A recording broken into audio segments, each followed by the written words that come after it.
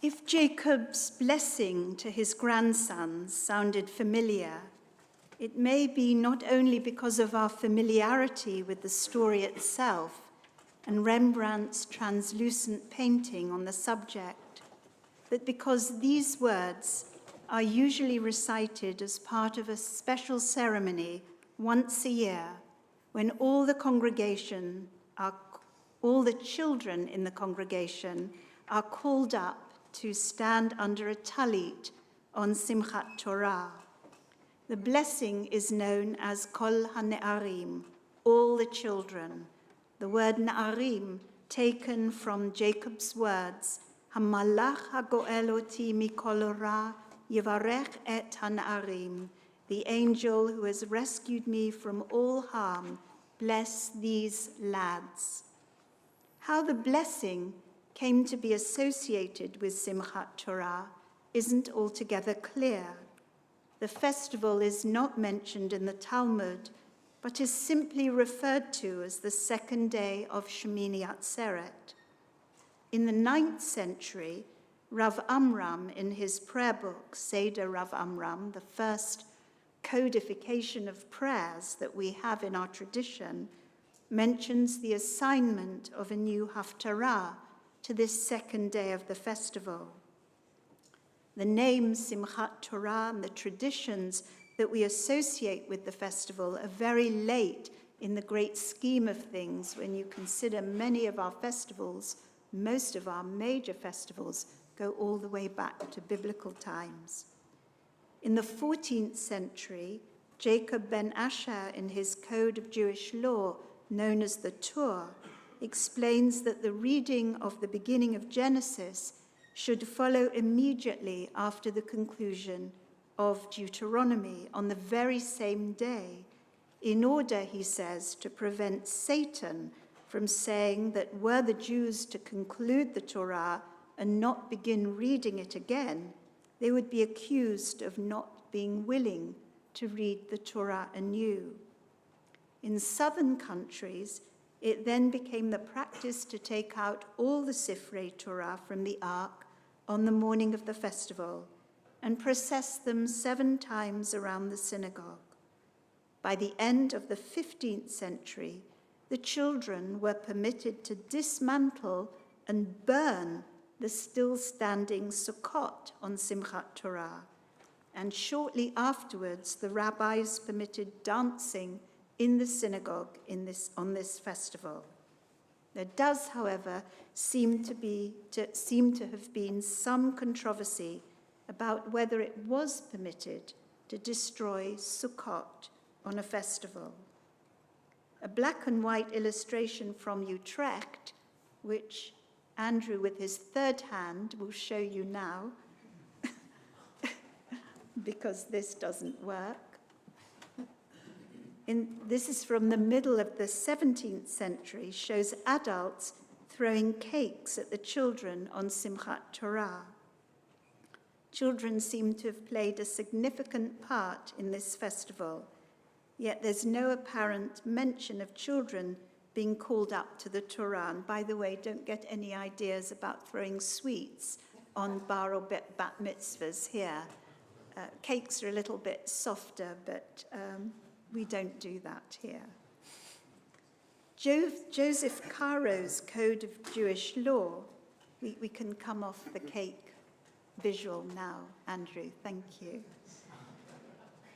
Joseph Caro's Code of Jewish Law, the Shulchan Aruch, which was finished in 1555, includes just one section on the order of Simchat Torah, in which Caro prescribes the taking out of scrolls from the ark and the reading for the festivals.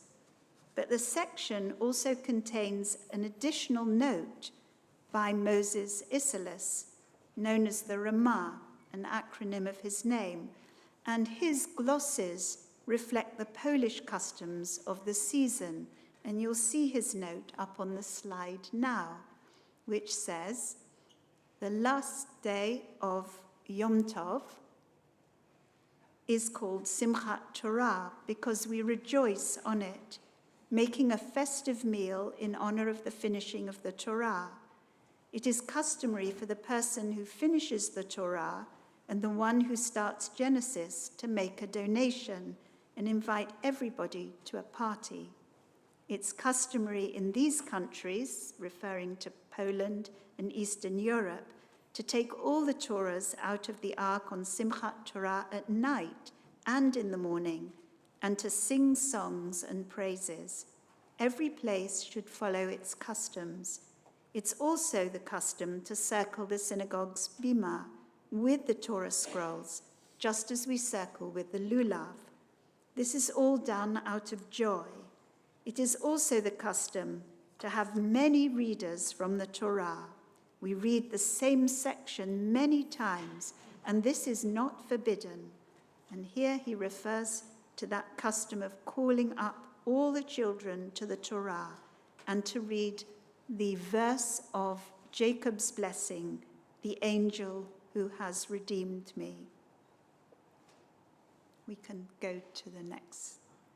This may be the first mention of Jacob's blessing, and that was followed by the rubric of a prayer book known as Siddur Sephard, composed between or sometime in the 18th century, and alluded again to this custom of calling all the children in the congregation to the Torah scroll, not to recite the blessing, which is done by an adult, but, as it says, so that the children listen and fulfill the obligation by hearing the reading of the Torah. And the rubric adds, and we read the section, Hamalach hagoel oti mikol ra, the angel who has rescued me from all harm, bless these children. My own memories of the festival of Simchat Torah go back to the synagogue that occupied this space from 1925 to 1988, not quite as far back as 1925. But in 1988 was when the project of rebuilding this new sanctuary began. Simchat Torah services took place in the little synagogue, or the new synagogue, which was somewhere over there where the block of flats are. And certainly processions took place, accompanied by joyful songs.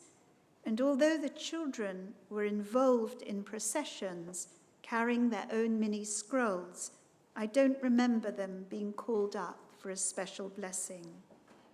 As a matter of interest, and in relation to the procession of the scroll in this community, on the 17th of February 1976, in a document known as the Services Committee Decisions, which has all but sunk into the archives, I'm afraid, the LJS Council had referred the matter of a procession of the Torah scrolls back to the Services Committee for reconsideration, as, I quote, a number of members had considered the proposed short procession unsuitable.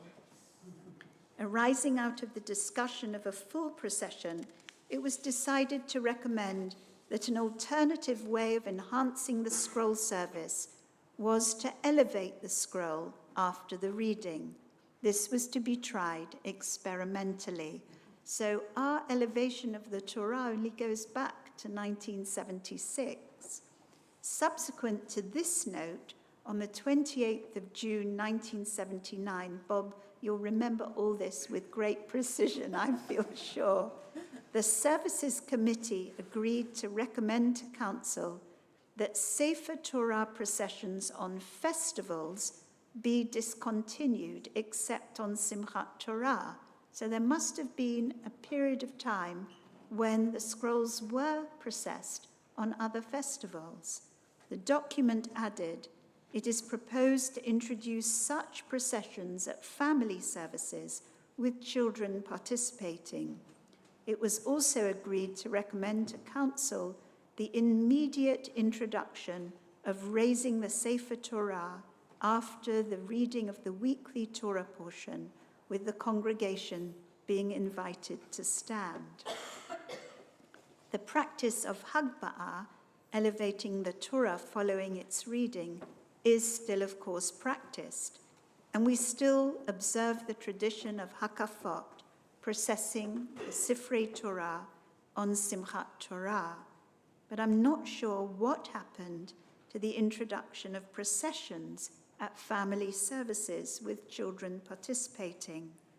Perhaps in addition to calling up the children, usually any children who've joined Rimon in the past year on Simchat Torah to stand under an outspread talit, we might also think of bringing the Torah down to the children in our Lador Vador services, so that children don't have to wait until their bar or bat mitzvah before they are up close to the most important symbol of our faith. And maybe we could even do it on other Shabbatot, like today. Today marks the last Shabbat of the secular year and the last parashah of Bereshit. As we reflect on this past year and the deeply troubling events that continue around the world and that touch us all so deeply, whether it is the wars between Ukraine and Russia, Israel and Gaza, armed conflict in the Sudan, and many more in the Middle East, Asia, and Europe, including the flight of over 100,000 Armenians from Nagorno-Karabakh in September of this year, or whether it is the dangers that are posed to the environment and the natural world, concerns about poverty and food insecurity, the rights of refugees and their need for sanctuary when fleeing from dangerous zones, or whether it is the rights of children to live freely with shelter, food and water, education, warmth, and protection from armed conflict, Jacob's blessing reminds us in some way of the resilience and strength of humanity.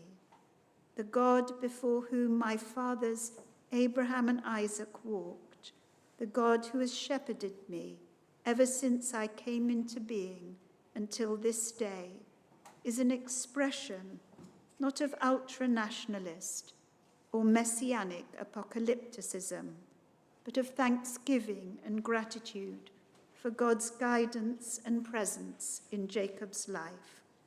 The angel who rescued him from all harm is invoked to bless his grandsons. I never expected to see your face again, he says to Joseph, and here God has shown me your children as well. For all the difficulties in Jacob's life, and there are a fair few, for all his flaws, there is a gentle beauty in the religious expression of his blessing, much more tender than the blessing he is to give his own sons in the following chapter. I think of Rembrandt's painting, which Andrew's going to show us now, I hope, and the luminosity that emerges and surrounds the figures of Jacob, Joseph, Asenat, and his grandsons, Manasseh and Ephraim.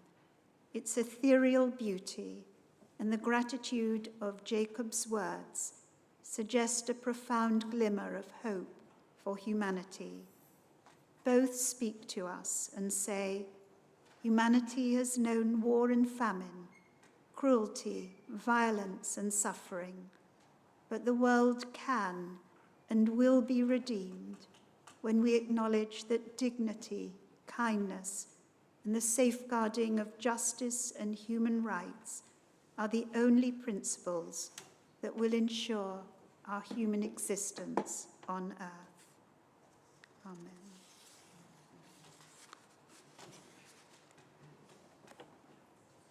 We turn now to our concluding prayers